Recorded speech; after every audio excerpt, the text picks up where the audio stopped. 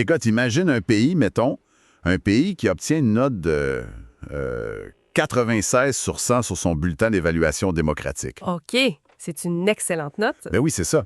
Les élections sont totalement libres, les droits civiques sont respectés à la lettre, Ouais? mais en même temps, la population est tellement cynique face à ces politiciens que tout le système est genre littéralement au bord du gouffre. Ah, ça c'est le grand paradoxe. Et on s'entend, on parle pas d'une république bananière ici, on parle de la Belgique. En plein cœur de l'Europe. Exactement. La Belgique dans les années 2025-2026. Fait qu'aujourd'hui, on plonge dans une énorme pile de rapports mondiaux. On a du Videm, on a Freedom House. C'est des sources très denses. Vraiment?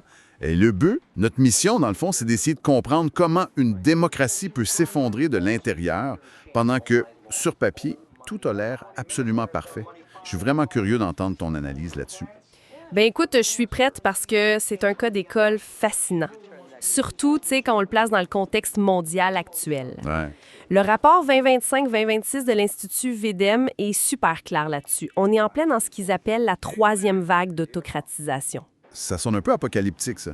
Un peu, oui. En gros, ça veut dire que 74 de la population mondiale vit maintenant sous une forme ou une autre de régime autocratique. Ouf, 74 c'est énorme. C'est majeur. Donc, quand on ausculte une nation occidentale riche et stable, comme la Belgique, il ne faut pas chercher des chars d'assaut dans les rues. Bah, c'est clair. Il n'y a pas un dictateur qui prend le pouvoir par la force. Exactement. La menace est beaucoup plus insidieuse. C'est une érosion subtile des fondations même de l'État. Mais c'est ça qui est capoté avec notre pile de documents.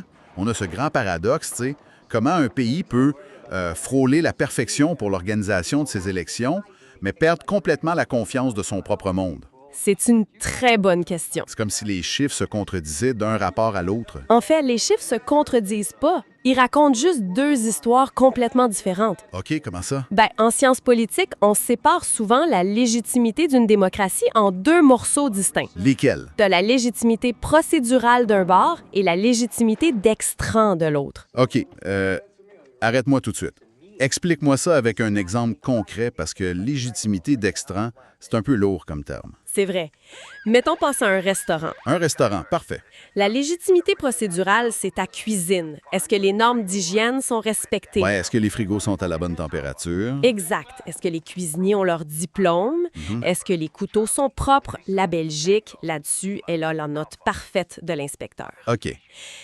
Mais la légitimité d'extran, ça, c'est ce qui arrive dans l'assiette. Ah, la bouffe en tant que telle. C'est ça. Est-ce que la nourriture est bonne? Est-ce que les clients sont malades après avoir mangé? Ah, Et c'est là que la machine belge s'enraye.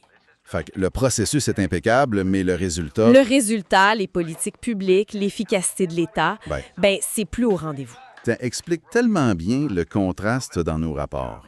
Parce que d'un bord, on a Freedom House en 2025. Ouais, leur fameux classement mondial. Il donne à la Belgique, je pense que c'est 95 ou 96 sur 100 pour les libertés civiles. Le sceau officiel de pays libre, avec un grand L. C'est un score incroyable. Mais de l'autre bord, tu as le Democracy Index 2024 de l'Economist Intelligence Unit. L'IAU. Exact. Et eux, ils viennent carrément rétrograder la Belgique. Ils lui collent l'étiquette de démocratie défaillante. Démocratie défaillante, oui, avec une note globale de 7,64. 7,64, ça les exclut complètement du club des pleines démocraties. Et si on décortique ce fameux score de 7,64, le malaise devient super flagrant. Vas-y. Pour le processus électoral en tant que tel, l'IAU leur donne 9,58 sur 10. Fait que ça, c'est notre cuisine hyper propre de tantôt. C'est la cuisine propre, mais pour la participation politique, là, ça plante complètement. Ils ont un score de 5,00 sur 10. 5 sur 10, mon Dieu. Et il faut rappeler un détail crucial, là. En Belgique, se présenter au bureau de vote, c'est pas juste un droit. C'est une obligation légale, hein? Exactement. T'es obligé d'y aller. C'est fou quand on y pense. C'est un... Mettons, c'est un peu comme un théâtre magnifique. OK? L'éclairage puis la mise en scène sont impeccables. Puis l'entrée est obligatoire pour tous les citoyens sous peine d'amende. Ouais, belle image. Mais une fois assis dans la salle, tout le monde dort ou regarde son téléphone parce que la pièce n'a plus aucune maudite importance. L'analogie du théâtre est vraiment bonne, mais je te dirais que c'est pire que ça. Ah oui? Les citoyens font pas juste dormir, ils quittent carrément la pièce mentalement. Ce score de 5 sur 10, ça nous montre une démocratie qui est administrée par le haut. Ils font juste t'obéir. C'est ça. Les gens font leur devoir comptable, ils vont cocher la petite case pour éviter d'avoir une amende, mais se désengagent de tout le reste. Plus personne s'implique. Non, tu sais, les partis politiques, les syndicats, les consultations publiques, il n'y a plus personne. Le vide total. Mais si les citoyens décrochent de la pièce de théâtre, c'est peut-être aussi parce qu'ils voient bien que les acteurs eux-mêmes respectent plus le scénario. Qu'est-ce que tu veux dire par là? Mais ça nous amène à un des points les plus troublants dans nos sources, l'état de la justice belge. Ah oui, absolument. Le rapport Liberties 2026, il classe la Belgique comme un slider. C'est quoi au juste dans leur jargon, ça? Un slider, c'est un pays en recul. Imagine, le premier de classe qui a toujours eu des A+, Ouais. puis qui commence subtilement à couler ses examens un par un. Historiquement, la Belgique avait une réputation vraiment irréprochable sur l'état de droit. Mais là, ça craque. Aujourd'hui, les fondations craquent solides et ça commence par le portefeuille. L'asphyxie budgétaire de la justice est alarmante. J'ai vu les chiffres aberrants. Seulement 0,22 du PIB belge est alloué à la justice, C'est rien. alors que la moyenne dans l'Union européenne, c'est autour de 0,31 0,22 c'est des peanuts pour faire tourner tout un système judiciaire au complet. J'imagine que sur le terrain, ça doit se traduire par des palais de justice qui tombent en ruine, puis des délais pas possibles. Totalement. Des litiges commerciaux, des divorces, des dossiers super délicats de protection de la jeunesse. Mon Dieu, et la protection de la jeunesse, ça peut pas attendre. Ça traîne pendant des années. Or, en droit, une justice qui est différée trop longtemps, c'est fondamentalement un déni de justice. C'est clair. Mais tu sais, le manque d'argent, c'est juste un symptôme. Il y a aussi un changement d'attitude politique qui est préoccupant. Les politiciens belges se sont mis à attaquer publiquement ce qu'ils appellent les juges activistes. Les juges activistes. Ça, c'est le genre de discours qu'on entend d'habitude dans des démocraties pas mal plus autoritaires, non? Genre, on blâme les juges quand la loi fait pas notre affaire. Exact. C'est une technique super classique pour délégitimer toute décision qui freine le pouvoir exécutif, que ce soit sur des questions d'immigration, d'environnement. Fait que c'est une stratégie de communication. Mais c'est plus juste de la rhétorique maintenant. Si on regarde l'accord de coalition fédérale pour 2025-2029, Ouais. il y a une réforme majeure là-dedans qui vise à limiter à 5 ans le mandat des juges du Conseil du contentieux des étrangers. Attends une minute, là. On parle de remplacer des nominations à vie par des mandats de 5 ans. C'est exactement ça. Dans un tribunal qui gère l'asile puis la migration, Ça n'a aucun bon sens. le principe même d'être nommé à vie, c'est pour éviter que le juge ait peur de perdre sa job s'il rend une décision qui fâche le gouvernement. C'est pour ça que les constitutionnalistes belges sont vent debout contre cette mesure-là. L'effet dissuasif est immense. C'est de l'intimidation presque. Mets-toi à la place du juge. Un juge qui sait que son mandat dépend d'une réévaluation politique dans quelques années, il pourrait, même inconsciemment, pencher en faveur de l'État pour protéger sa carrière. C'est sûr. C'est une attaque structurelle au cœur même de la séparation des pouvoirs. Surtout que l'État, lui, se gêne vraiment pas pour ignorer les règles. J'ai lu ce passage sur l'incivisme d'État dans les rapports, puis ça m'a fait bondir. L'incivisme d'État, oui, c'est documenté. Le gouvernement belge, c'est le seul de toute l'Union européenne à s'être fait pointer du doigt par la Commission européenne. Pourquoi? Parce qu'il refuse régulièrement de respecter les décisions de ses propres tribunaux. Surtout dans des dossiers chauds. Oui, notamment pour l'accueil des demandeurs d'asile ou les conditions dans les prisons. Écoute, si l'État lui-même choisit quelle loi il a le goût de respecter, l'impunité finit par ruisseler vers le bas, non? Ah, c'est l'évidence. L'État qui ignore la justice, c'est le poison ultime pour la légitimité d'extrans dont on parlait tout à l'heure. Ça détruit tout. Ça crée un sentiment d'arbitraire total chez les citoyens. Puis le pire, c'est que cette paralysie, elle se limite pas juste aux tribunaux, là. Non, non. Non, ça contamine l'ensemble des institutions qui sont carrément prises en otage par ce que les analystes appellent la particratie. Ah, la fameuse particratie. On voit ce mot-là partout. Si je comprends bien, mettons, c'est comme si les citoyens élisaient un conseil d'administration, tu sais, les députés au Parlement. Ouais. Fait que dans les faits, toutes les décisions se prenaient par un petit groupe d'actionnaires fantômes, dans ce cas-ci, les présidents de parti dans une salle sans fenêtre, loin des regards. C'est une très belle façon de le vulgariser. C'est exactement ça. En Belgique, le pouvoir s'est tellement concentré entre les mains des présidents de parti que les parlements sont souvent réduits à de simples chambres d'enregistrement. Ils font juste étamper ce que le boss décide. La raison technique derrière ça, c'est que ce sont les présidents de parti qui composent les listes électorales. Ah, le pouvoir de la liste. Si un député ose voter contre la ligne dictée par son président, il sait très bien qu'il ne sera juste pas sur la liste aux prochaines élections. Sa carrière est finie. Fait que le parlementaire représente plus vraiment ses électeurs, tu sais. Il représente son boss de parti pour garder sa job. C'est ça, la particratie. Et ça explique pourquoi tout est bloqué. Surtout quand on ajoute à ça leur système institutionnel ultra complexe. Écoute, l'exemple de la crise bruxelloise de 2024-2026, ça m'a jeté à terre. Ah, ça, c'était un blocage historique. Plus de 600 jours sans gouvernement régional. Ils ont même risqué un shutdown, un blocage financier total qui les aurait empêchés de payer les fonctionnaires au printemps 2026. Un scénario catastrophe. Mais comment tu peux être bloqué pendant presque 2 ans au niveau d'une simple région? Ça s'explique par un mécanisme de veto qu'on appelle la double majorité. OK, c'est quoi ça encore? Historiquement, pour protéger la minorité néerlandophone à Bruxelles, on a établi qu'un gouvernement régional pouvait pas juste avoir une majorité globale pour gouverner. Il faut plus que ça. Il faut qu'il y ait une majorité absolue chez les élus francophones et une majorité absolue chez les élus néerlandophones. Attends, sauf que les néerlandophones, ils représentent quoi? Environ 19 % des sièges dans cette assemblée-là. C'est ça, à peu près 19 %. Fait que 19 % de la salle peut bloquer le reste. Or, le paysage politique s'est tellement fragmenté en Flandre qu'il est devenu mathématiquement cauchemardesque de former une coalition juste à l'intérieur de ce petit groupe de 19 %. C'est un vrai casse-tête.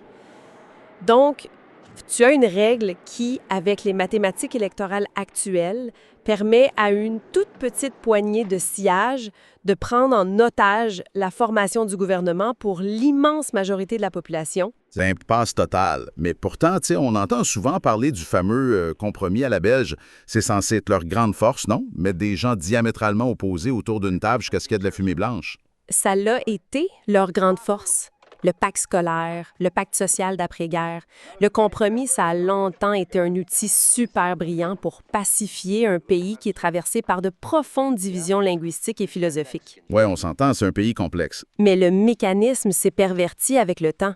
Aujourd'hui, l'obligation de faire des coalitions asymétriques avec 5, 6 ou même 7 partis différents, 7 partis dans un gouvernement. oui, ça transforme ce compromis-là en véritable camisole de force.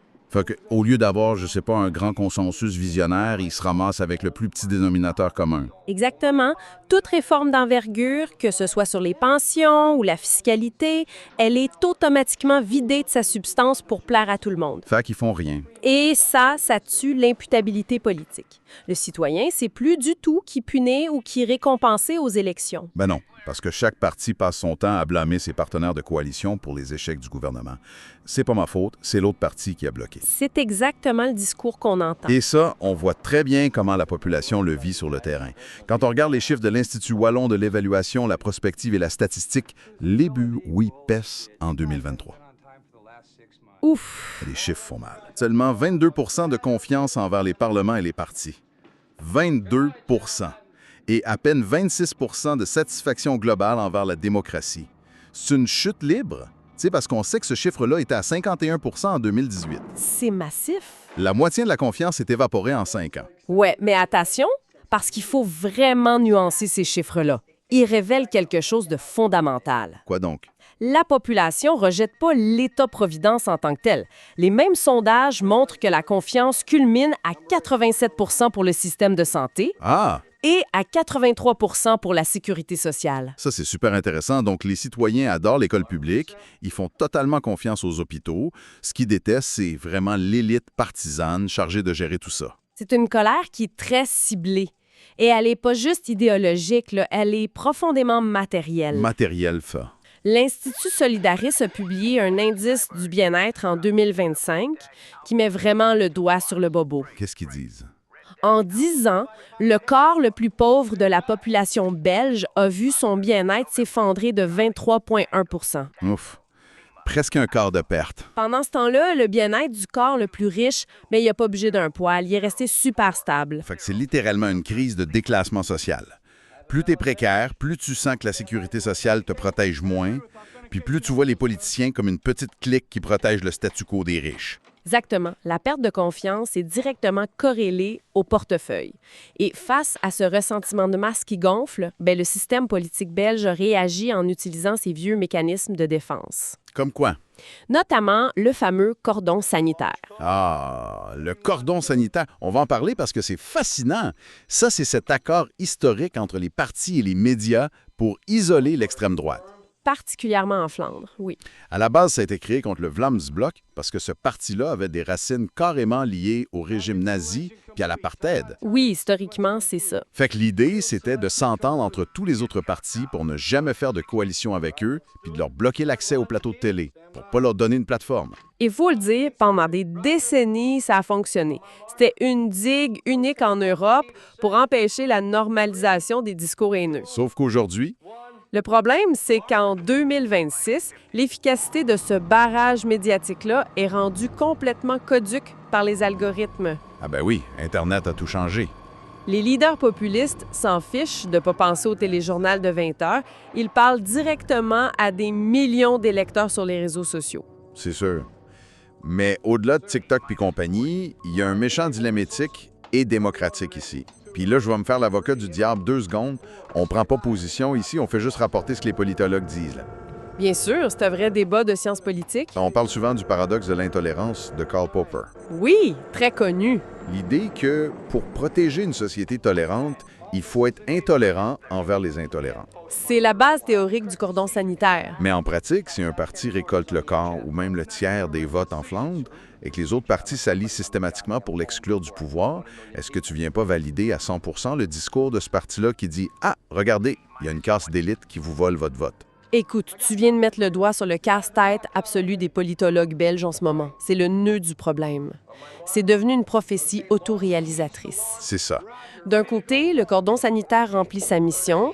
Il empêche des idéologies illibérales d'accéder au vrai levier de l'État. Ce qui est une bonne chose pour la démocratie. Mais de l'autre, en excluant systématiquement de la gouvernance jusqu'à un tiers de l'électorat flamand, les partis traditionnels créent un immense déficit démocratique. Un tiers de la population qui n'a aucune voix au chapitre. Ça nourrit la colère de la classe ouvrière et des plus précaires, qui se sentent carrément méprisés par ce qu'ils perçoivent comme un club VIP de politiciens interchangeables. Fait que c'est un cul-de-sac. Exactement. Maintenir le cordon, ça fragilise la légitimité du système, mais l'abandonner, ça signifierait faire entrer le loup dans la bergerie institutionnelle. Ouf! Mais honnêtement, si on s'arrêtait là, je pense qu'on donnerait vraiment l'impression que la Belgique est sur le point d'imploser demain matin. Et c'est pas le cas. Non, parce que nos sources montrent aussi que le modèle belge a une espèce de résilience bizarre. Il trouve de la stabilité dans des endroits qu'on n'attendrait pas pantoute. C'est très vrai. Déjà, la base tient bon. L'Organisation pour la sécurité et la coopération en Europe, l'OSCE, a certifié les élections de 2024. Oui, le processus est honnête. Même s'il y a eu pas mal de plaintes sur les limites du vote par procuration ou la galère de former des citoyens au dépouillement papier, ça reste solide. Les fondations procédurales sont très solides, mais la vraie résilience belge, celle qui fascine les chercheurs internationaux, c'est l'innovation citoyenne. Ah oui, le G1000 puis tout ça. Oui, constatant que la particratie paralysait tout le système, la société civile a décidé de carrément contourner les partis. Prendre les choses en main. Ça a commencé de façon intellectuelle avec l'initiative du G1000 de l'auteur David Van Reybrouck dans les années 2010.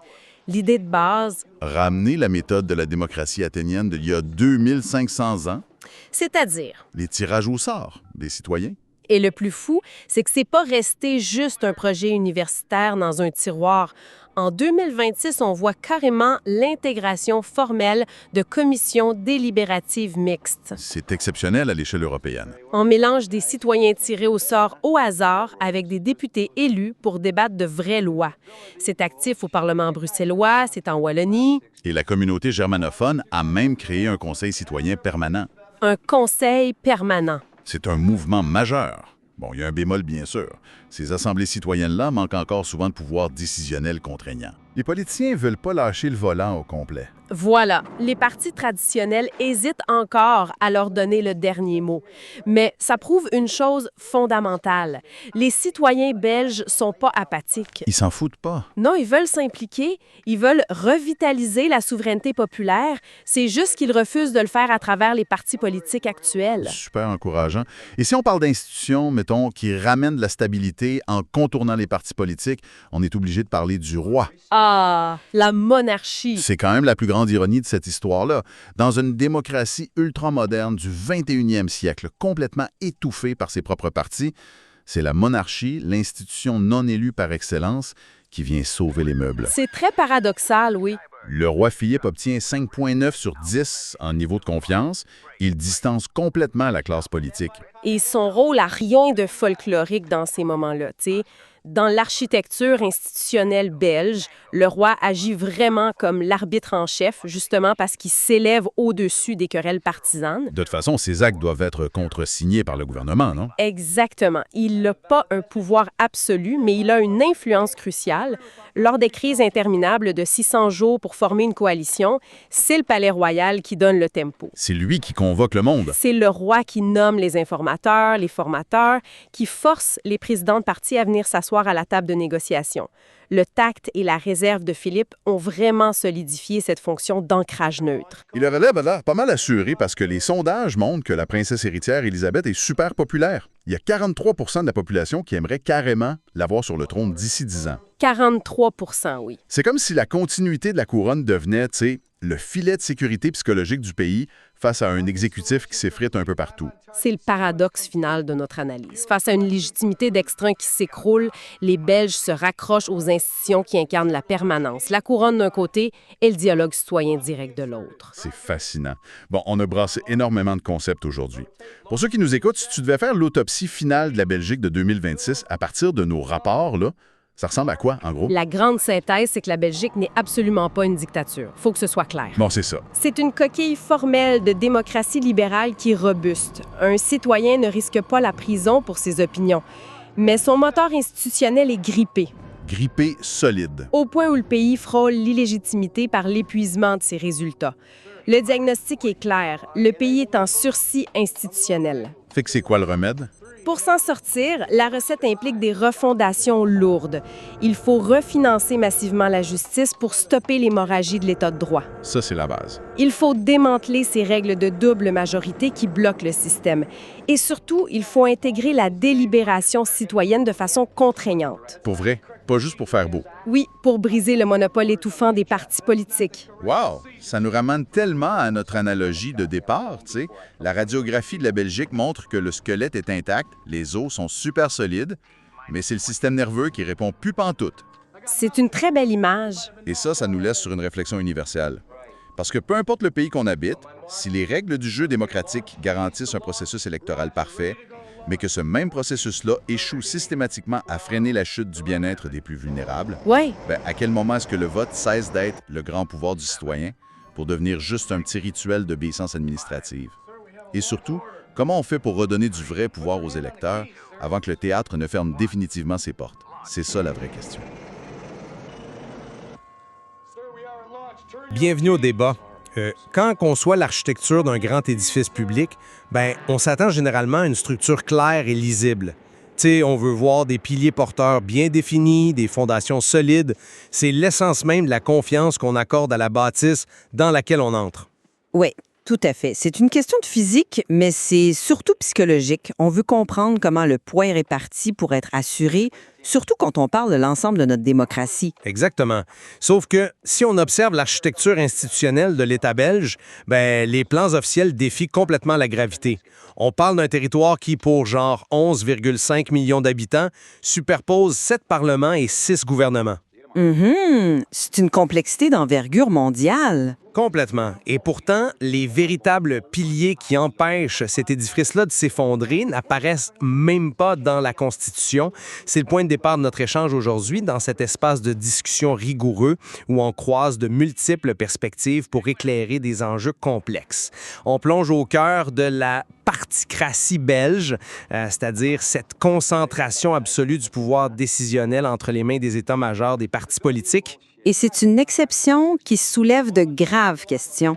Le pouvoir ne réside plus vraiment dans les assemblées élues. Il a été comme délocalisé. Absolument. Fait que la question centrale de notre débat aujourd'hui, c'est est-ce que cette particratie limite réellement la participation démocratique des citoyens au point de constituer une dérive antidémocratique? Ou bien s'agit-il d'une nécessité stabilisatrice vitale pour maintenir la cohésion d'un État profondément fracturé?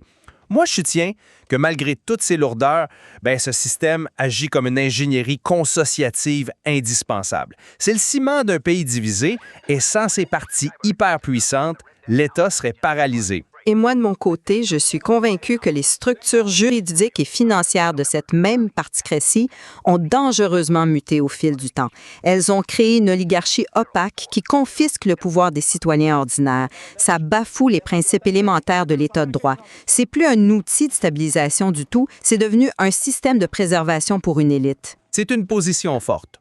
Mais décortiquons ça un peu.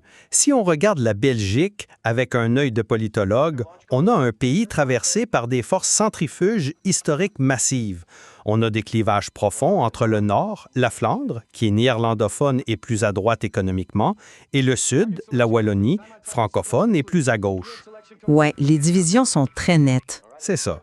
Fait que pour gouverner au fédéral, il faut assembler des coalitions qui réunissent parfois 5 à 7 partis parmi les 12 qui sont représentés.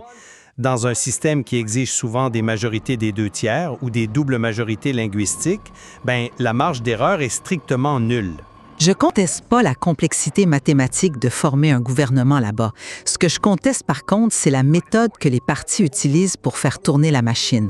La discipline de parti en Belgique est devenue une véritable camisole de force. Mais c'est une exigence de survie. Prenez les votes à la Chambre, les députés belges votent à 99,73 % selon la ligne dictée par leur parti. C'est pas un dysfonctionnement, c'est la seule façon de garantir que les compromis atrocement douloureux, qui sont négociés pendant des mois, vont être respectés jusqu'au bout. Je vois l'idée, mais... Parce que si chaque député votait selon sa conscience ou les intérêts de sa province, aucun budget passerait, ça mènerait à la dislocation de l'État. C'est là que j'ai beaucoup de mal à adhérer à cette idée. Le problème de cette soi-disant survie de l'État, c'est le prix exorbitant qu'elle fait payer à la démocratie elle-même.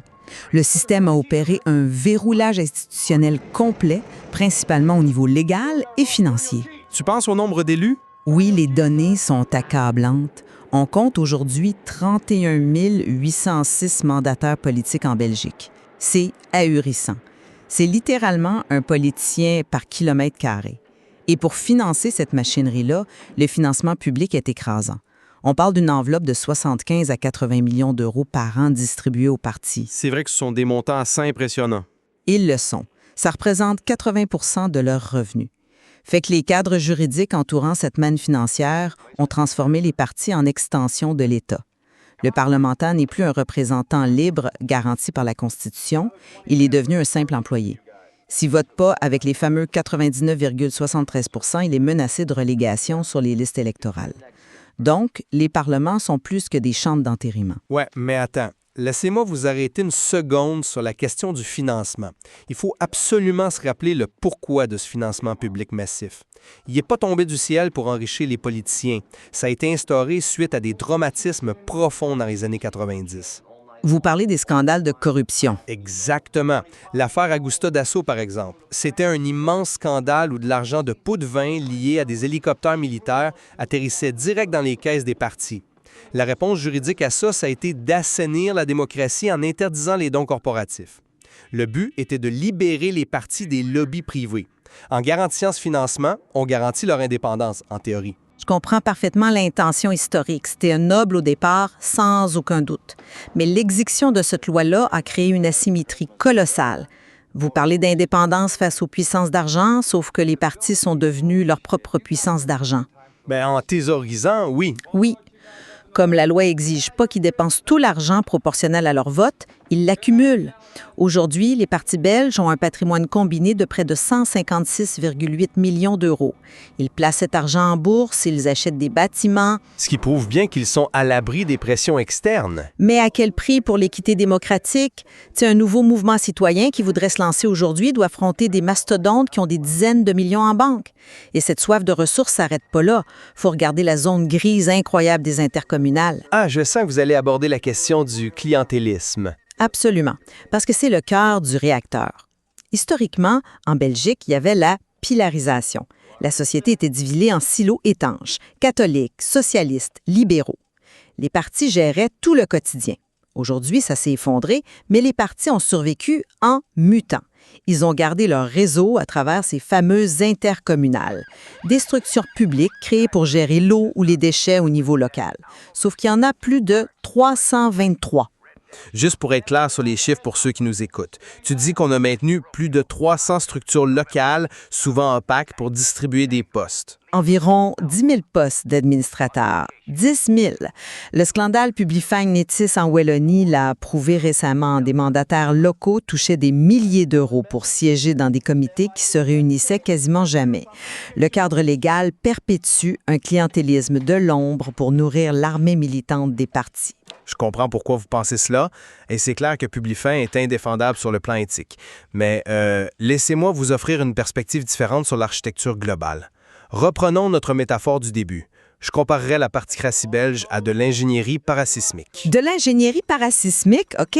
Ouais. Dans une zone sujette au tremblement de terre, tu ne construis pas des murs rigides en béton parce qu'au premier choc, ça fissure. Tu installes des amortisseurs massifs dans les fondations. La Belgique subit des chocs tectoniques communautaires permanents. Imagine un politicien flamand qui n'a aucun compte à rendre aux électeurs francophones vu l'absence de circonscription fédérale. C'est vrai que les listes sont séparées. Fait qu'il n'a aucun incitatif électoral à la modération. Donc, les structures ultra solides des partis, leur financement garanti, c'est ça les amortisseurs. Ça donne aux présidents de parti la sécurité nécessaire pour imposer des compromis impopulaires à leurs troupes. Si on retire ces fondations-là, l'édifice s'effondre. Le coût de la particratie, c'est au fond la prime d'assurance de la paix civile. Je suis désolée, mais j'achète pas cet argument-là. Je comprends l'analogie, elle est super belle. Mais une prime d'assurance exige de la reddition de comptes. Il faut pouvoir lire le contrat. Or, le cœur du pouvoir exécutif opère dans une opacité quasi totale. C'est là que la dérive est flagrante. Regardons le sommet de la pyramide, le fameux cairn. Le comité ministériel restreint. Exact. C'est là que se retrouvent le premier ministre, les vice-premiers ministres et dans l'ombre, les présidents de partis. C'est là que se prennent les décisions majeures, les milliards de budget, les nucléaires, les pensions. Pourtant, le cairn n'a aucune existence constitutionnelle formelle. Et le plus grave, c'est qu'aucun procès-verbal détaillé n'est archivé. Ouais, mais la nature même d'une négociation politique exige une certaine discrétion. Une certaine discrétion, oui, mais pas un trou noir juridique. Quand des citoyens ou des journalistes font des demandes d'accès à l'information, ils se heurtent à un mur. La CADA, la Commission d'accès aux documents administratifs au fédéral, n'émet des avis consultatifs. Les ministres les ignorent. Pire, il y a une exemption légale qui permet de cacher des documents pour protéger la stratégie politique.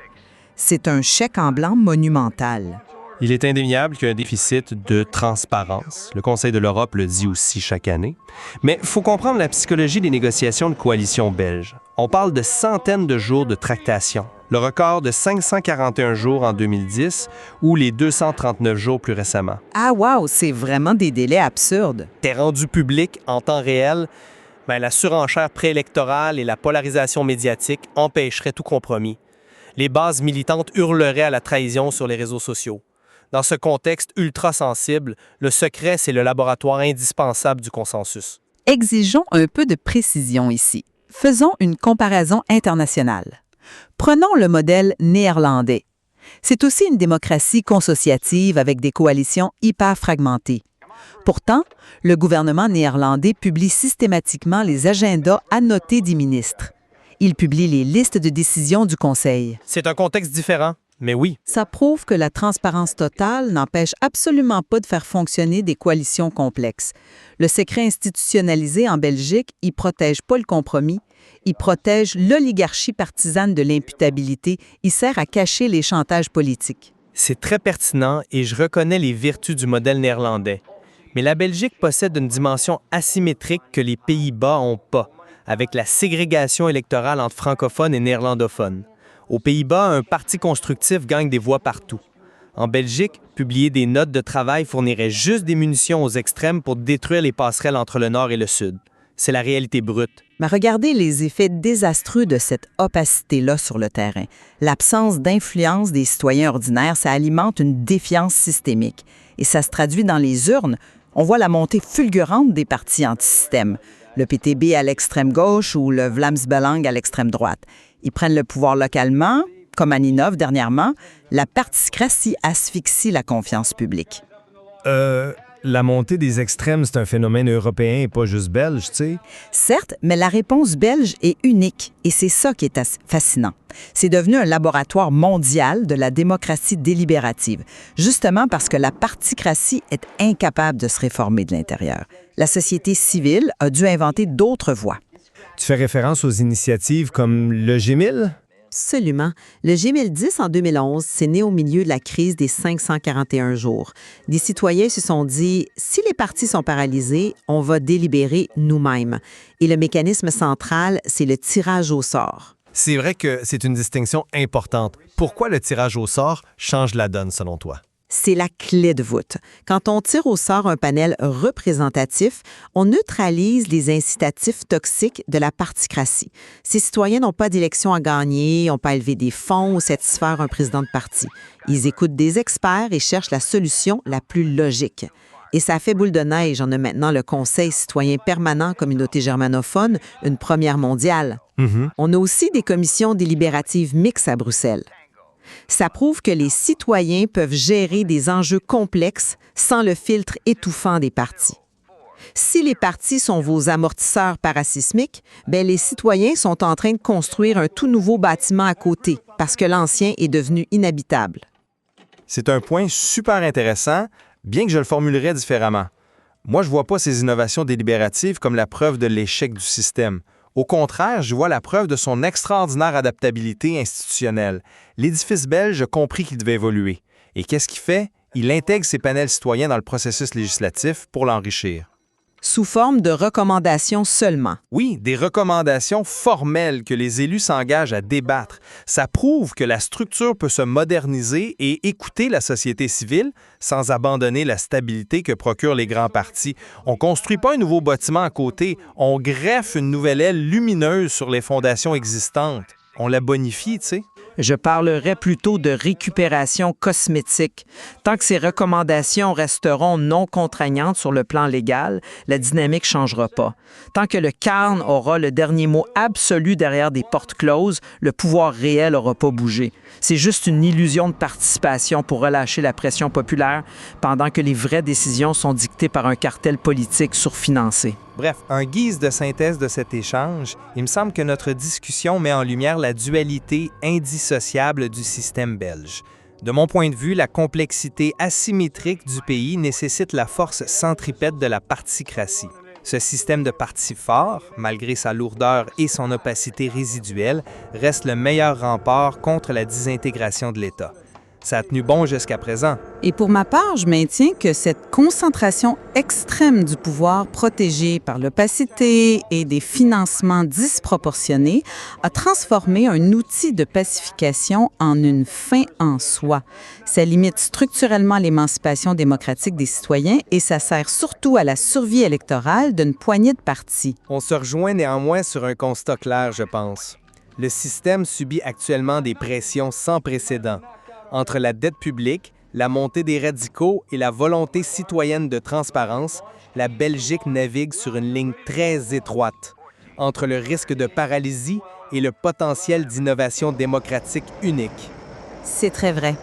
Et c'est ce qui en fait un cas d'école absolument fascinant pour toutes les démocraties occidentales, y compris la nôtre.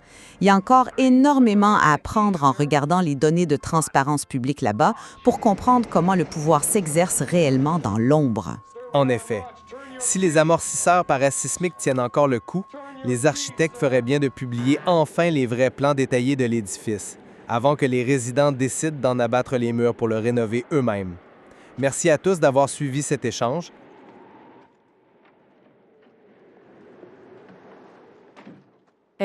Quand le cadran sonne le matin, mettons, qu'on verse un fond de lait dans son café.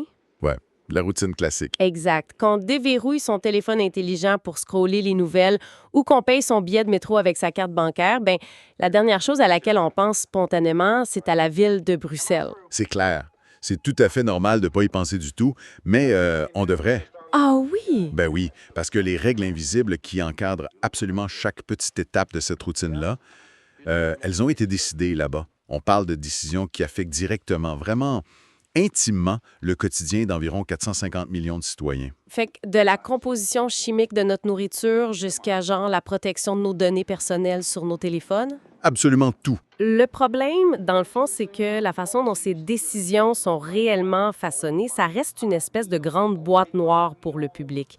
C'est pour ça qu'aujourd'hui, on plonge dans une analyse super exhaustive, une étude systémique du lobbying à Bruxelles. Une étude qui couvre les années 2024 à 2026, il faut le préciser. Exactement. Et l'objectif de notre exploration aujourd'hui, c'est pas dire que le lobbying est fondamentalement diabolique, là. Non, pas du tout.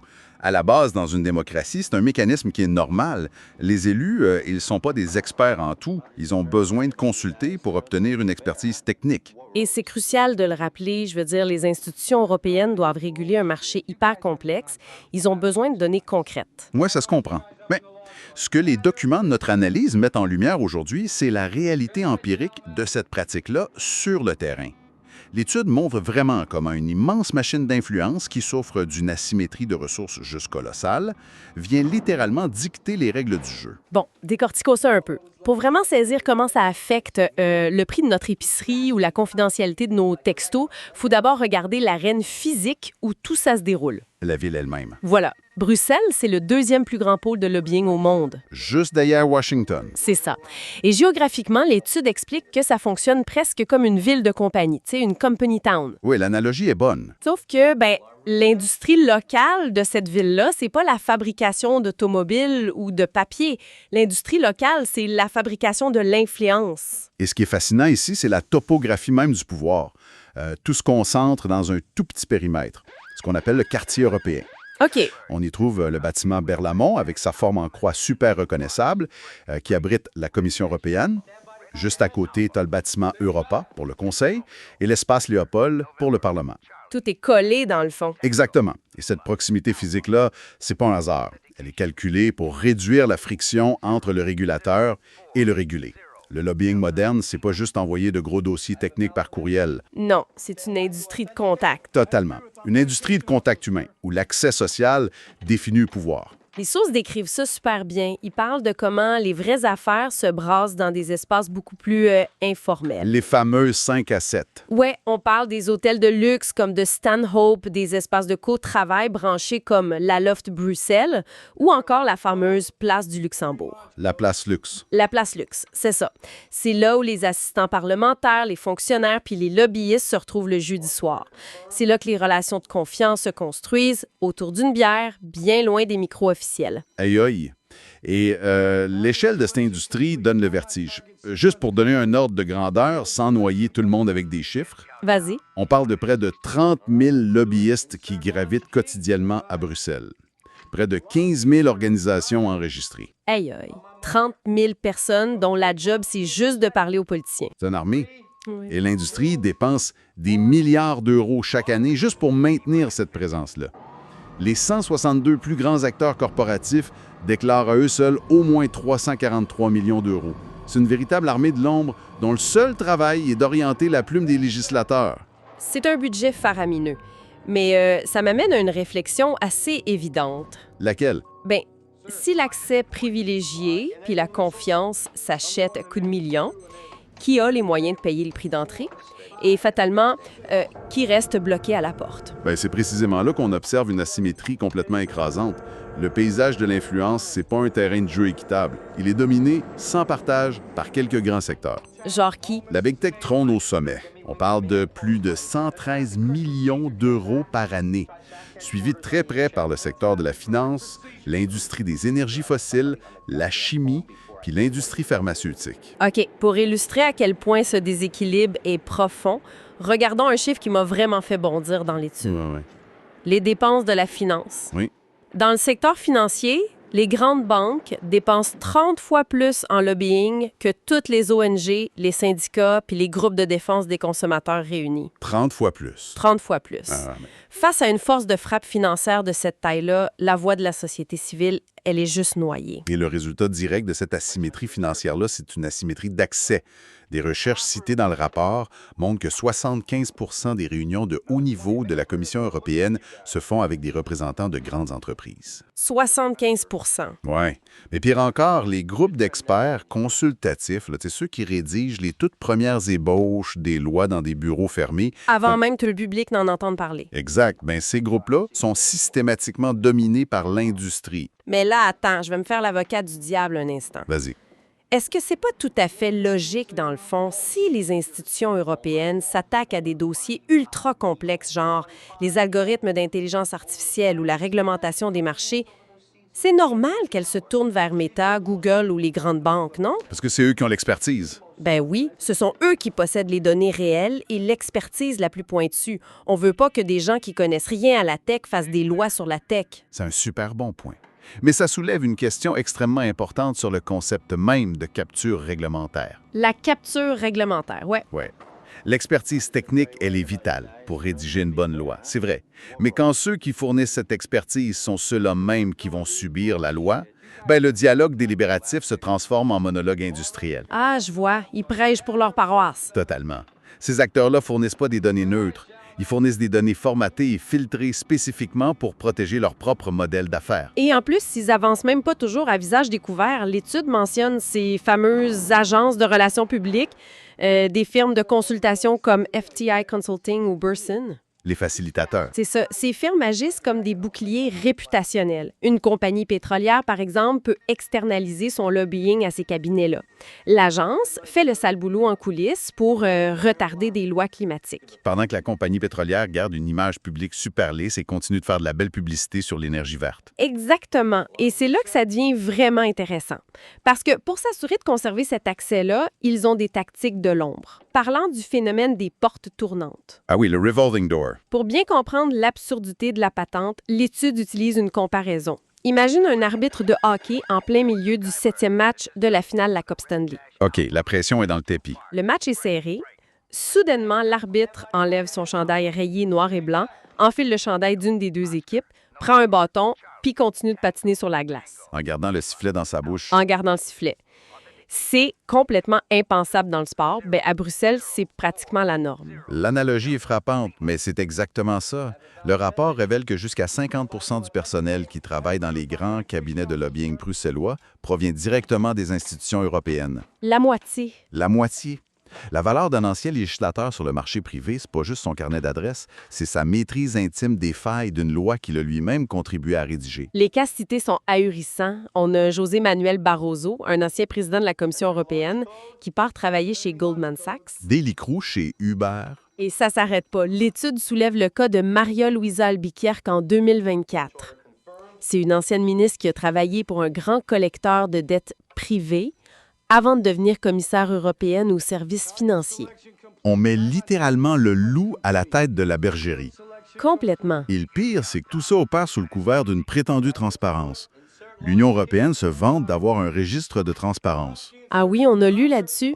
L'idée qu'on vend au public, c'est que pour obtenir une badge d'accès au Parlement, un lobbyiste doit s'enregistrer puis déclarer ses intérêts. Sauf qu'un audit récent de la Cour des comptes européenne a complètement démoli ça. Oui, l'audit montre que c'est une passoire absolue, là. Les lobbyistes déterminent eux-mêmes leur catégorie juridique pour cacher l'identité de leurs vrais clients. Personne ne vérifie rien. Le secrétariat n'a pas les ressources. On y trouve des erreurs absurdes, genre la Fédération des employeurs d'Ukraine qui s'est retrouvée enregistrée avec des milliards de dépenses farfelues par simple erreur de saisie sur un clavier. C'est fou. Si personne vérifie les données, le registre, c'est plus un outil de transparence, c'est juste une façade. Et pendant qu'on regarde cette façade-là, les tactiques, elles évoluent. Tu parles du lobbying numérique? Oui. Le rapport insiste lourdement sur l'astroturfing. C'est une technique vraiment redoutable. Pour ceux qui connaissent pas le terme, ça vient de la marque de gazon synthétique AstroTurf. C'est bien ça? Exactement. L'idée, c'est de simuler un mouvement citoyen spontané, ce qu'on appelle du grassroots, mais qui est en réalité complètement artificiel, créé de toutes pièces par des firmes. C'est là qu'il faut plonger dans la mécanique. Comment ils font ça concrètement? Ben, quand l'Europe lance une consultation publique en ligne pour demander l'avis des citoyens sur une nouvelle loi, l'industrie se contente plus d'envoyer un mémo officiel de 10 pages. Ils font quoi d'abord? Ils utilisent des algorithmes puis du croisement de données massives pour inonder la consultation. Ils génèrent des milliers de courriels, ils créent de fausses pages Facebook de soi-disant citoyens inquiets, puis ils envoient des réponses préfabriquées. Aïe aïe! Et le piège se referme sur le législateur. Quand un député regarde les résultats de sa consultation, il croit entendre la véritable angoisse des gens. Il voit 10 000 commentaires qui s'opposent à une taxe écologique, mettons. Sauf qu'en réalité, il écoute l'écho d'une campagne de relations publiques financée par une multinationale. La voix authentique du citoyen est piratée. Ce qui nous amène à la question centrale de cette analyse. On a vu l'argent, les tactiques, les portes tournantes, mais concrètement, quand cette énorme machine-là se met en marche et gagne, comment ça vient frapper à la porte du citoyen ordinaire? C'est la bonne question. Parce que ces lois-là, elles finissent dans notre salon ou dans notre assiette. Parlons-en de notre assiette. Prenons un exemple très concret tiré de la période 2023-2026, le règlement SUR.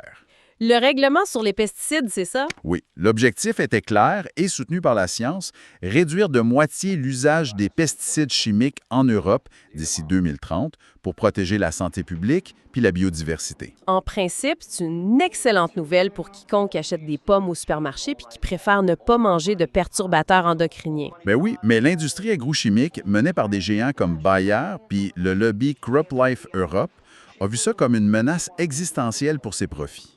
Et leur stratégie a été brutale. Très. Ils ont commandité des études d'impact biaisées qui prédisaient des pénuries alimentaires catastrophiques. Ils ont même instrumentalisé la colère économique réelle des agriculteurs pour l'orienter contre cette loi-là. Et le résultat? Le projet de loi était complètement anéanti.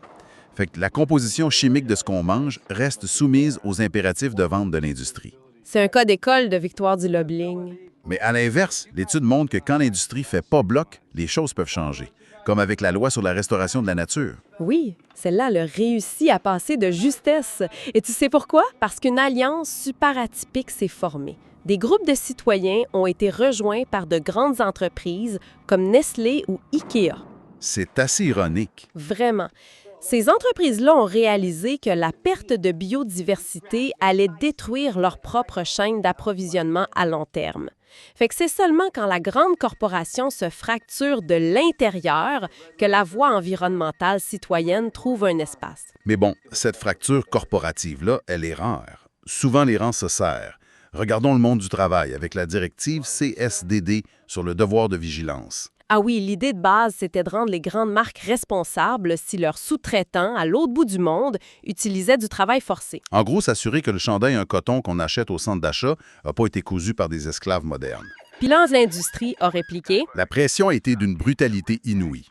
La Chambre de commerce américaine auprès de l'UE a fait des menaces économiques claires aux législateurs pour émasculer le texte. C'est foudroyant de lire les compromis finaux. Le secteur de la finance a été presque totalement exempté. Les obligations climatiques ont été retirées. Et le pire, le seuil d'application. Ah, le fameux seuil. Ils ont fait bondir le seuil pour que la loi s'applique juste aux entreprises de plus de 5 000 employés. Ça veut dire que des milliers de compagnies passent complètement entre les mailles du filet. On a légiféré pour l'apparence. Si on relie toutes ces histoires-là à la vue d'ensemble, on observe un changement d'agenda idéologique majeur en Europe. On est passé les grandes ambitions du Pacte vert au Clean Industrial Deal. Une belle étiquette marketing. Exact. Ça masque un retour en arrière où on priorise ouvertement la rentabilité à court terme au détriment des protections sociales. Et ça s'infiltre jusque dans nos cellulaires. La vie privée, mettons, le droit de marcher dans la rue sans être tracé par des algorithmes. Le Digital Omnibus. C'est ça. Menée par la Big Tech en 2025, cette initiative-là, sous le couvert de la compétitivité européenne, tente de démanteler le règlement sur la protection des données. Le but, c'est de faciliter le suivi de localisation de masse par l'intelligence artificielle. Face à ce contrôle ultra sophistiqué par les entreprises privées, on pourrait espérer que les institutions européennes fassent preuve d'une intégrité parfaite. qu'elle soit imperméable. Ouais, on aimerait ça. Mais l'histoire récente montre qu'un autre type d'acteur, avec des méthodes beaucoup moins subtiles, a compris que l'Europe était tout simplement à vendre. On parle plus de lobbying du tout ici. On parle de corruption criminelle pure et dure. Le fameux Qatargate. Un vrai traumatisme institutionnel. Il faut s'imaginer la scène, là. Fin 2022, la police débarque chez les responsables européens, dont la vice-présidente du Parlement, Eva Kaili. Ils trouvent 1,5 million d'euros en argent comptant. Des liasses de billets dans des valises. Des valises puis des sacs en papier remplis de cash. C'est un scénario de mauvais film, mais c'était la réalité. Et les commanditaires, c'étaient des États étrangers. Le Qatar, le Maroc, la Mauritanie. Ils achetaient littéralement des votes pour blanchir leur bilan de droits humains ou sécuriser des accords. Et à ça, l'étude ajoute les menaces hybrides en 2024-2025, des campagnes de désinformation massives menées par la Russie puis la Chine pour polariser l'opinion publique. Alors, face à ce désastre-là, l'Europe devait réagir. Ils ont créé le nouvel organisme interinstitutionnel d'éthique opérationnel en 2025. Le chien de garde. C'est ça. Mais quand on lit l'analyse des experts constitutionnels là-dessus, on déchante assez vite. C'est un tigre de papier. Ouais. Cet organisme n'a aucun pouvoir d'investigation propre puis aucun pouvoir de sanction contraignant. Fait que c'est comme si on avait un immense problème de vol de chars dans une ville. Puis pour régler ça, la police crée un comité qui demande aux voleurs de bien vouloir remplir un formulaire en ligne pour promettre de plus voler de voitures. Sourire dans la voix. C'est pas mal ça. Et si le voleur ment sur le formulaire, le comité n'a même pas le droit de lui donner une contravention. Ah. Le système repose toujours sur l'auto-évaluation des politiciens par eux-mêmes. C'est absurde. Ce que ça démontre, c'est que les institutions sont capables de produire une ingénierie complexe juste pour réparer leur image publique tout en préservant méticuleusement le statu quo qui permet à l'influence de prospérer. En arrivant à la fin de cette exploration, la mission de notre analyse prend tout son sens. Les sources démontrent implacablement que le lobbying à Bruxelles, c'est pas un bug du système. Non, c'est le code source officieux. C'est ça qui crée cette asymétrie monumentale. Ça affecte silencieusement chaque aspect de notre vie, imposant les priorités industrielles au-dessus de l'intérêt général. Ça se répercute sur nos pommes, sur l'éthique de nos vêtements, puis sur la confidentialité de nos vies numériques. Et c'est un défi existentiel pour la démocratie. Ce qui m'amène d'ailleurs à une dernière pensée, assez provocatrice pour boucler la boucle aujourd'hui, une pensée pour les gens qui écoutent. Je t'écoute. On expliquait comment l'industrie utilise déjà des algorithmes pour inonder les consultations publiques avec du faux grassroots. Mais avec la montée fulgurante de l'IA générative, à quel moment l'utilisation de l'intelligence artificielle par ces immenses cabinets de lobbying ne servira plus seulement à influencer les lois? Tu veux dire? À quel moment l'IA va rédiger les lois intégralement, de A à Z, avant même qu'un législateur humain n'ait plus en lire le premier mot? Une législation par les machines? Exact. Pour les machines corporatives, ce qui éliminerait définitivement la voix humaine du processus démocratique. C'est un sujet de réflexion vertigineux et assez effrayant, honnêtement. Effrayant, oui. Une réflexion à garder en tête demain matin, quand le cadran va sonner, qu'on prendra une première gorgée de café, qu'on déverrouillera ce fameux téléphone intelligent, régi par des lois écrites à un océan de distance. Mettons qu'on se retrouve devant une maison qui tombe en ruine. Les fondations craquent, la plomberie fuit, le toit coule de partout. Et là, la grande question qui déchire tout le monde, c'est de savoir ce qu'on fait avec ça. Exactement. Est-ce qu'on rénove de l'intérieur, c'est pièce par pièce, en essayant de ne pas faire effondrer le plafond, ou bien on fait venir le bulldozer, on rase la patente au complet, puis on rebâtit à neuf sur un plan complètement différent. c'est exactement ça. Et bienvenue dans cette plongée en profondeur d'un corpus de documents fascinants qu'on a simplement baptisé le projet. Le premier lot de texte est sur la table. Je suis prête. C'est vraiment l'ultime tension structurelle qu'on va aborder. La réforme méthodique, qui se veut rassurant, mais qui est très lente, contre la rupture révolutionnaire qui promet une refondation totale, mais avec tous les risques que ça implique. Fait que notre mission aujourd'hui, c'est de trouver le potentiel caché dans cette montagne de données-là. On va lire entre les lignes pour décortiquer cette dynamique universelle entre réformer le système de l'intérieur puis le renverser complètement. Et les sources qu'on a devant nous partent vraiment dans toutes les directions. C'est très riche. Ah, mais ça, on passe de l'analyse super chirurgicale des rouages de la démocratie belge à des rapports hyper pointus sur le renseignement économique pour finir dans la philosophie pure de l'action collective puis de la criminalité en col blanc. Mais c'est justement cette diversité-là qui fait la force de l'analyse. En croisant un rapport budgétaire d'un service de renseignement avec un texte de philosophie politique, on finit par voir l'architecture invisible du pouvoir. Bon, décortiquons tout ça. Mais avant de plonger, il y a un aspect qu'il faut adresser tout de suite. Les documents qu'on explore aujourd'hui touchent à des affaires extrêmement polarisées. Oui, c'est important de le préciser. Le spectre couvert est colossal. On y analyse les stratégies de l'extrême gauche, avec le Parti du travail de Belgique, le fameux PTB. Ensuite, on décortique des allégations de porosité idéologique avec l'extrême droite au sein du parti MR. Sans oublier l'examen à la loupe des mesures d'austérité très dures du gouvernement qu'on appelle la coalition Arizona. Voilà. Fait qu'on s'entend que notre rôle ici, c'est absolument pas de prendre parti pour une de ces factions-là, ni de cautionner ces idéologies. L'objectif de notre exploration, pour quiconque nous écoute, c'est d'être purement analytique. Tout à fait. On se contente de rapporter objectivement les faits et les analyses tels qu'ils sont présentés dans les documents. On décortique la mécanique de leurs arguments de manière impartiale. Juste pour comprendre comment ce gros moteur politico-économique-là tourne. Et c'est une balise essentielle pour notre discussion. Si on veut comprendre la tension entre la réforme et la révolution, on doit analyser ces textes-là cliniquement. Exact. Et la première étape logique, selon la documentation, avant même de parler de changer un système, c'est d'étudier comment le statu quo fait pour se maintenir en place avec autant de résilience. Et c'est là que les textes nous rentrent dedans avec un concept assez lourd, ce qu'ils appellent la violence économique institutionnalisée. Puis tu sais, c'est pas juste un buzzword, là. Non, pas du tout. Le corpus démontre que l'économie moderne ne fonctionne pas sur la base d'un échange neutre ou pacifique. Elle est plutôt ancrée dans une logique de darwinisme social. L'idée que la compétition féroce, l'écrasement du plus faible par le plus fort, c'est au fond une loi naturelle qu'on ne devrait pas remettre en question. C'est la normalisation de l'extraction destructrice. D'ailleurs, les rapports, c'est une statistique qui illustre parfaitement cette dynamique-là. Écoute bien ça. Seulement 100 entreprises à l'échelle mondiale sont responsables de 71 % des émissions industrielles de CO2. Attends, sérieux? 100 entreprises? Oui, 100. C'est un chiffre astronomique. Ça défie l'entendement. Comment c'est possible qu'une poignée d'entités puisse causer 71 % des dégâts climatiques sans que le système légal mondial mette un frein d'urgence? Genre, on ferme les valves. Mais parce que, selon les textes, le système légal et économique est conçu spécifiquement pour protéger cette extraction-là.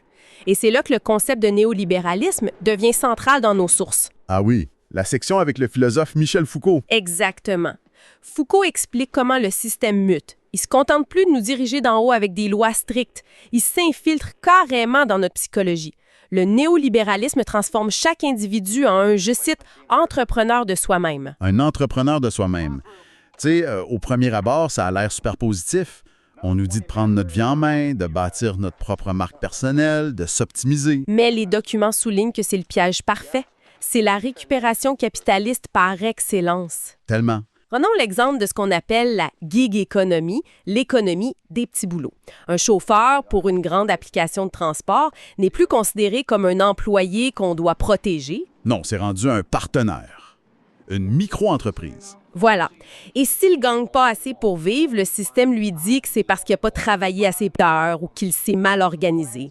C'est une façon brillante, mais vraiment cruelle, de transférer tout le risque systémique sur les épaules de l'individu seul.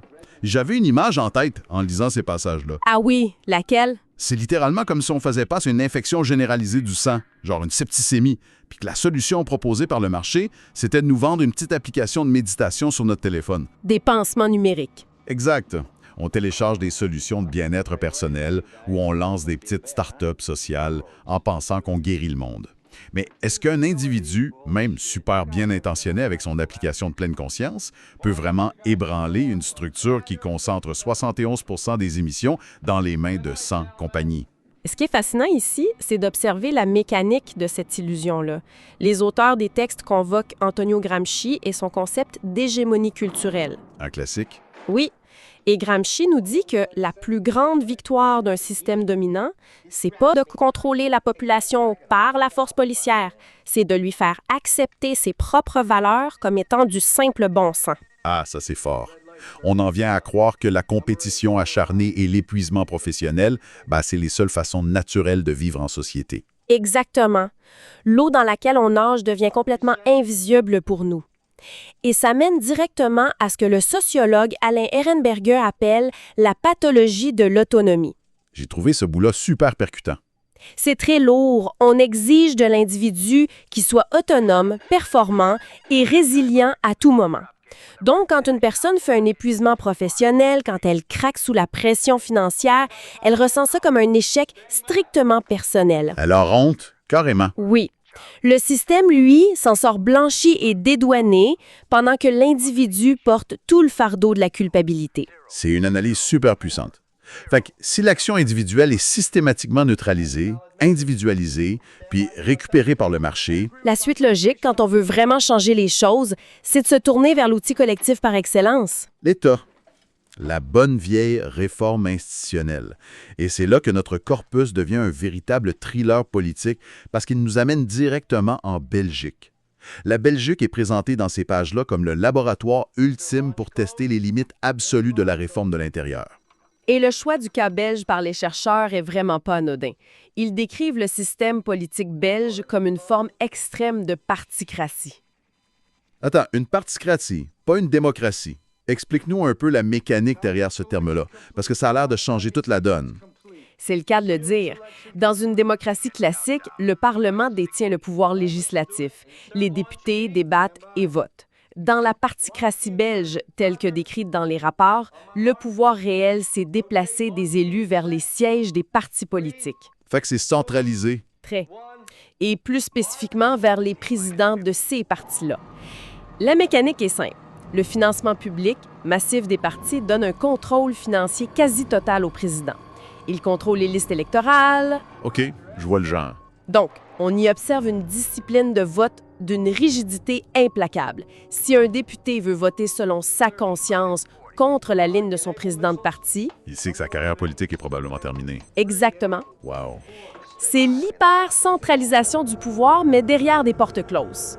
Puis par-dessus ça, les textes décrivent une complexité institutionnelle qui donne carrément le vertige. Oui, l'architecture de l'État est extrêmement fragmentée. On parle de 6 réformes de l'État majeures. Ils ont déconstruit un État unitaire pour en faire un État fédéral ultra décentralisé, avec des régions puis des communautés linguistiques qui ont tout leur mot à dire. Et le résultat direct de cette usine à gaz-là, les documents notent qu'il faut couramment entre 150 et 300 jours de négociations juste pour réussir à former un gouvernement fédéral. 300 jours sans gouvernement officiel. C'est un système bâti sur l'obligation absolue du consensus. Oui, et quand ce consensus émerge finalement, comme c'est le cas avec le gouvernement actuel analysé dans les sources, le gouvernement dirigé par Bart De Wever, qu'on surnomme la coalition Arizona, on se retrouve avec des compromis extrêmement douloureux. Le corpus détaille cette approche-là qu'il qualifie d'austérité asymétrique. J'ai épluché cette section-là, puis la mécanique de leur compromis est brutale. Qu'est-ce qui t'a le plus frappé? D'un côté, on serre la vis sur le filet social. On limite dans le temps les allocations de chômage à un maximum de 2 ans. On durcit radicalement l'accès à la pension, avec des systèmes de pénalités financières si on arrête de travailler plus tôt. Des mesures très impopulaires. Très. Puis de l'autre côté, pour calmer la grogne ou pour trouver un équilibre politique entre la gauche puis la droite de la coalition, ils balancent ça avec une réforme fiscale puis l'introduction d'une taxe sur les plus-values qui peut grimper jusqu'à 30 %. C'est de l'équilibrisme de haute voltige. Mais le prix de cet équilibrisme constant, c'est une lenteur systémique qui rend l'État vulnérable. Les sources croisent cette réalité politique-là avec un rapport très pointu sur le renseignement économique. Ah oui, la portion sur la VSSE, le service de sûreté de l'État belge. Exact. Elle est décrite comme étant dangereusement à la traîne face aux menaces modernes d'espionnage d'entreprises ou d'ingérence étrangère. C'est fou de lire ça quand même. On parle d'un pays qui abrite le siège de l'Union européenne puis de l'OTAN. Et le rapport dit qu'ils accusent un retard monstre par rapport à leurs voisins néerlandais. Oui, les Pays-Bas ont un modèle appelé cyclotron qui est super intégré entre le public et le privé. Puis pour juste espérer rattraper ce retard-là, la Belgique devrait passer d'environ 600 agents à 1200 et pratiquement doubler son budget de renseignement pour frôler les 50 à 60 millions d'euros. C'est là qu'on touche à une limite fondamentale de la réforme institutionnelle. Quand un appareil d'État est tellement occupé à négocier sa propre survie interne pendant 300 jours... Il n'y a plus de jus pour le reste. Voilà. Il n'a plus l'agilité nécessaire pour voter les budgets et restructurer les services critiques afin de faire face aux guerres narratives et économiques du 21e siècle. La machinerie est juste trop lourde. Je vais te relancer là-dessus parce que je me pose une question en lisant tout ça. Quand on regarde cette énorme machine belge, là, Oui. ce système qui paralyse les initiatives, qui dilue chaque idée novatrice dans un bain de compromis tiède, est-ce qu'on pourrait pas cyniquement conclure que c'est pas un accident? Que ce serait fait par exprès? Ben oui. Que ce blocage permanent-là, c'est pas un bug du système, mais bien sa fonctionnalité principale. Que l'architecture même de l'État a été pensée pour empêcher toute réforme un peu trop radicale d'aboutir. C'est une lecture tout à fait valide de la documentation. Une architecture institutionnelle bâtie sur des dizaines de freins et de contrepoids finit par créer un bouclier d'inertie. Le système se protège lui-même contre les chocs. Ça va bien du sens. Cependant, et c'est la nuance cruciale apportée par les chercheurs, cette même inertie, par la frustration qu'elle génère, force l'apparition d'innovations démocratiques assez exceptionnelles pour tenter de contourner le blocage. Oh, les fameuses tentatives de pirater le système de l'intérieur, là. On voit émerger des volontés farouches de redonner le volant aux citoyens directement de l'intérieur des institutions. L'exemple le plus capoté dans les textes à ce sujet-là, c'est ce qui se passe dans la communauté germanophone de Belgique, qu'on appelle Ostbelgien. C'est un petit territoire d'à peu près 80 000 habitants. Ils ont mis sur pied quelque chose qui est présenté comme une première mondiale, un conseil citoyen permanent. Et c'est pas qu'une simple consultation publique sans lendemain, là. La mécanique est audacieuse. Des citoyens ordinaires sont tirés au sort, un peu comme pour un jury d'assises. Ils forment une assemblée permanente qui est institutionnellement liée au Parlement élu. C'est fou. Ces citoyens ont le mandat d'élaborer des recommandations politiques concrètes. C'est un changement de paradigme complet, là. Tu donnes plus juste un chèque en blanc tous les 4 ans à un politicien. Le citoyen ordinaire s'assoit à table pour définir l'agenda. Et ça fait des petits, tu sais. Oui, les textes parlent aussi de l'initiative du G1000 et de l'apparition de commissions délibératives mixtes. Où élus puis citoyens tirés au sort travaillent ensemble sur des projets de loi régionaux. Il y a un vrai désir de réparer la machine de l'intérieur. Il faut toutefois mettre un bémol important.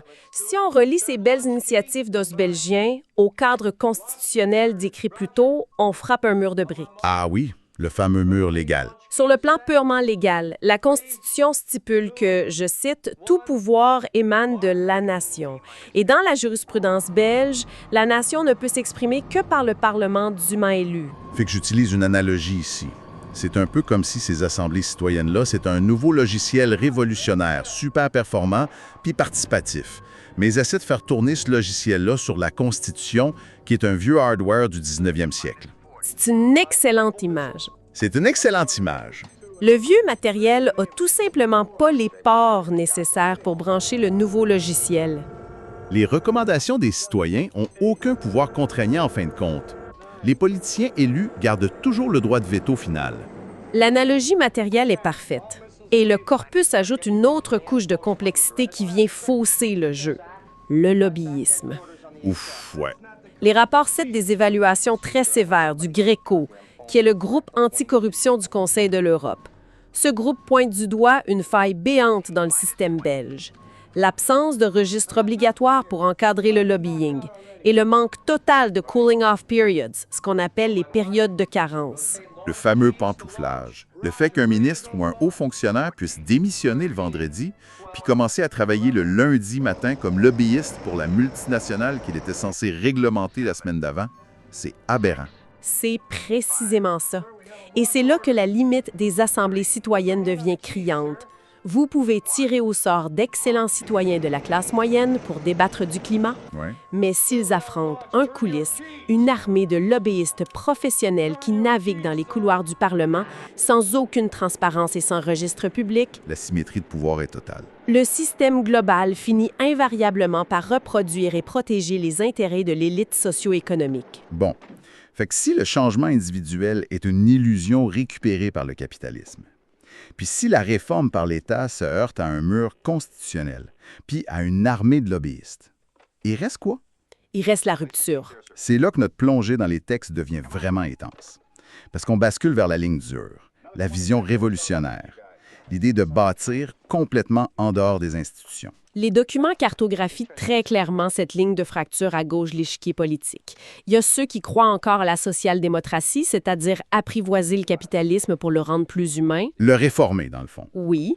Et il y a les courants plus radicaux, le marxisme-léninisme, l'écosocialisme, le communisme libertaire, qui partent du postulat que le capitalisme est, par nature, irréformable, qu'il faut l'abolir. Et la justification théorique de cette abolition-là, dans nos sources, elle est amenée par la philosophe américaine Nancy Fraser. Elle parle de la crise de la reproduction sociale. Un concept majeur. En gros, elle explique comment le système économique actuel agit comme un parasite qui dévore l'autre sur lequel il vit. L'économie a besoin de ressources naturelles stables, puis de travail de soins ou de care. Éduquer les enfants, soigner les malades, tisser des liens communautaires. Sauf que le capitalisme refuse de payer pour ces choses-là. Exact. Il les épuise jusqu'à la rupture. C'est ça, la crise de la reproduction sociale. C'est un modèle extractif qui brûle son propre carburant de base sans le renouveler.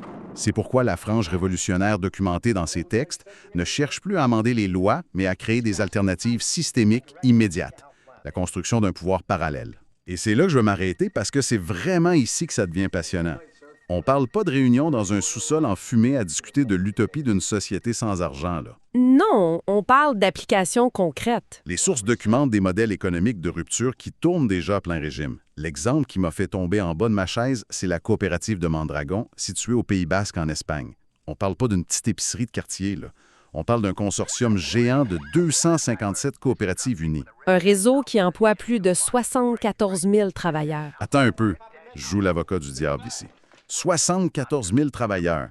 À cette échelle-là, comment tu fais pour pas devenir juste une autre multinationale corporative lourde puis opaque, comme un Amazon avec un logo différent? C'est le défi, effectivement. Comment c'est possible de rester fidèle au principe fondateur de base qui est « un travailleur égale un vote ». Ça me semble ingérable. C'est une excellente question. Et les textes expliquent cette mécanique de gouvernance très en détail. Mondragon n'est pas une seule pyramide hiérarchique de 74 000 personnes. OK. C'est une fédération hautement décentralisée, basée sur le principe de subsidiarité. Chaque coopérative locale garde son pouvoir de décision sur ses opérations quotidiennes. Fait que c'est un réseau de petites entités indépendantes. En grande partie.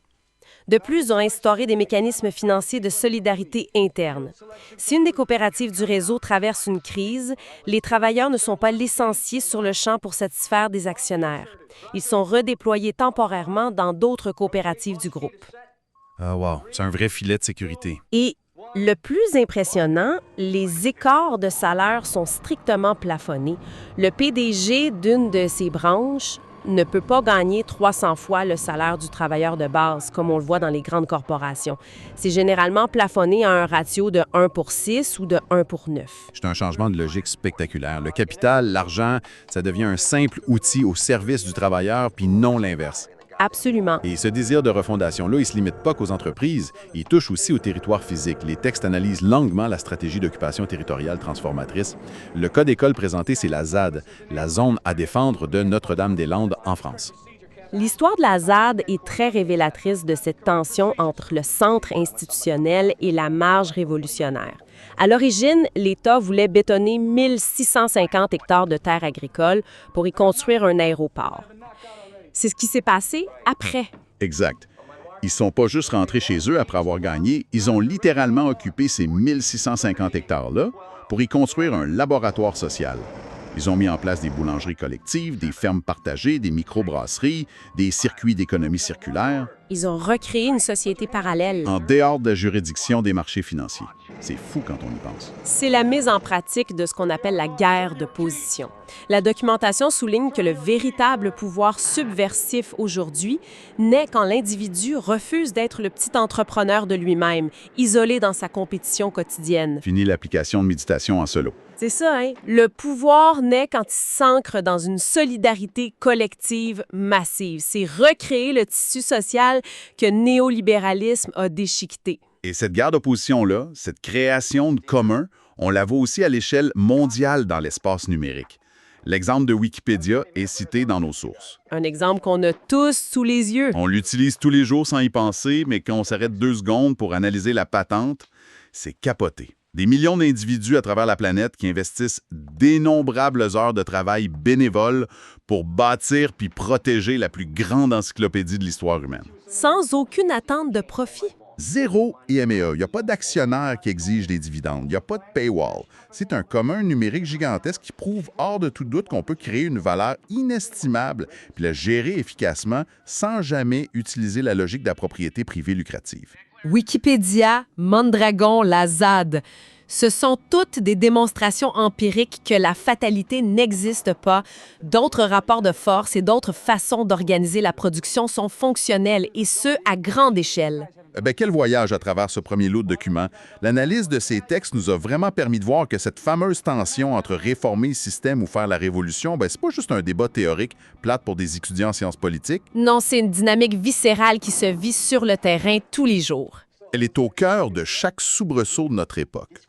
Que ce soit dans la douleur d'un politicien belge qui doit négocier pendant 300 jours pour accoucher d'un compromis fiscal hybride, ou dans la frustration d'une assemblée citoyenne tirée au sort qui voit ses recommandations ignorées par l'établissement. ou encore dans la création radicale d'une fédération de travailleurs qui décide de s'autogérer en dehors des dogmes de la bourse. C'est partout. Cela soulève une question importante. En fin de compte, comprendre ces mécanismes-là, décoder l'hégémonie culturelle qui nous conditionne, voir les limites structurelles de l'État et analyser le pouvoir des initiatives collectives, ça donne une toute nouvelle lentille d'analyse pour lire l'actualité. Complètement. Mettons que la prochaine fois qu'on va passer un titre sur une grève générale, sur une consultation publique ou sur le dernier scandale de pantouflage d'un ministre, on va plus juste voir ça comme des petites nouvelles isolées. Ce sont toutes des secousses tectoniques dans cette même grande ligne de faille historique pour redistribuer le pouvoir. Il faut toujours se demander qui tire les ficelles, puis selon quelles règles du jeu invisibles. Exactement. Alors, qu'est-ce que tout cela signifie pour la suite des choses? On a commencé cette exploration en parlant d'une maison en ruine. La rénover ou la raser? Mais il y a un concept dans les toutes dernières pages de notre corpus qui offre une troisième voie complètement inattendue, basée sur les écrits du sociologue allemand Hartmut Rosa. Ah oui, ses travaux sur l'accélération sociale. Oui. Rosa avance l'idée que le système actuel a une capacité infinie à absorber nos actions pourvu qu'elles soient rapides.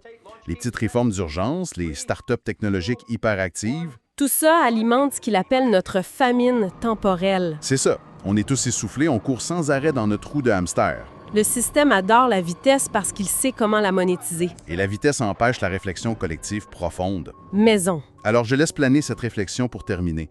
Si la machine capitaliste s'abreuve de notre précipitation puis récupère nos moindres mouvements rapides, la véritable révolution de demain, celle que le système serait mathématiquement incapable d'absorber ou de mettre en marché, Oui. ça ne serait pas de voter pour un nouveau parti ou de casser une vitrine. Ce serait d'organiser un ralentissement radical. En plein ça, un ralentissement radical, volontaire, puis surtout collectif.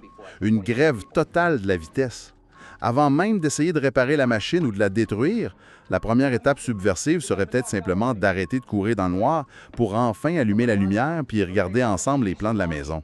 À méditer.